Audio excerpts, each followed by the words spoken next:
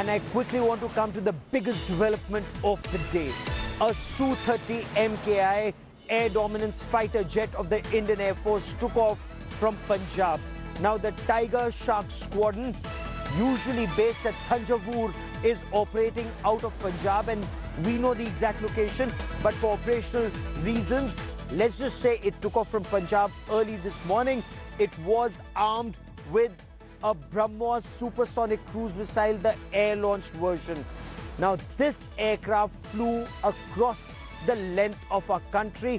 It refueled multiple times is what we are being told, and then it fired the Su-30. The Su-30 MKI fired a BrahMos air-launched supersonic cruise missile, which hit a target 4,000 kilometers away and hit the target, which was a decommissioned ship of the Indian Navy, with pinpoint accuracy.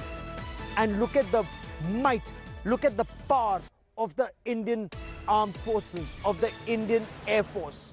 A Su-30 MKI, and we have multiple aircraft like these, and it hit the target. I quickly want to cut across to India Today's Shiv Arur for more on this big story, big developing story. And Shiv, what a display of power, what a display of air power of our air warriors, Shiv. Incredible mission that was mounted this morning, Gaurav, and we of course reported it first here on India Today. It was a Su-30, a Sukhoi 30 fighter armed with a BrahMos missile, which took off from a base in Punjab, not very far from the Pakistan border, had multiple refuelings in the air, flew out over the Bay of Bengal, deep into the Indian Ocean, and then targeted, a designated ship target over there, and managed to hit it with devastating precision and actually sinking it. So this was actually the longest BrahMos strike mission that has been conducted thus far by the Indian Air Force. Remember, the BrahMos entered service with the Indian Air Force earlier this year. It received fleet clearance in June this year, and since then they've been flying quite a few missions out of Tamil Nadu. One other flight has taken place from Kalaikunda, where it flew across the country and conducted some missions in Lakshadweep. But this is by far the longest mission that's been conducted, Gaurav, over 4,000 kilometers long, from the base in Punjab, which we're not naming, all the way down till, the deepest parts of the Indian Ocean. Messaging doesn't get bigger than this. Apart from validating, such a long-range strike mission, by the Indian Air Force, it also sends out a huge message that, no matter what the theater is, the BrahMos is ready, it's deployable. India's, force multipliers, including its mid-air refuelers, are all part of the game here, very much validated, very much ready for any kind of mission. So this is huge. We understand there are going to be many more such launches, especially in the overhang of what's happening in Ladakh. Absolutely. That's the point I was coming to, Shiv. This is a user trial, but what's the message that goes out to India's adversaries? Should they mess around with us in Ladakh, they and their assets are not safe anywhere, Shiv. It's very true.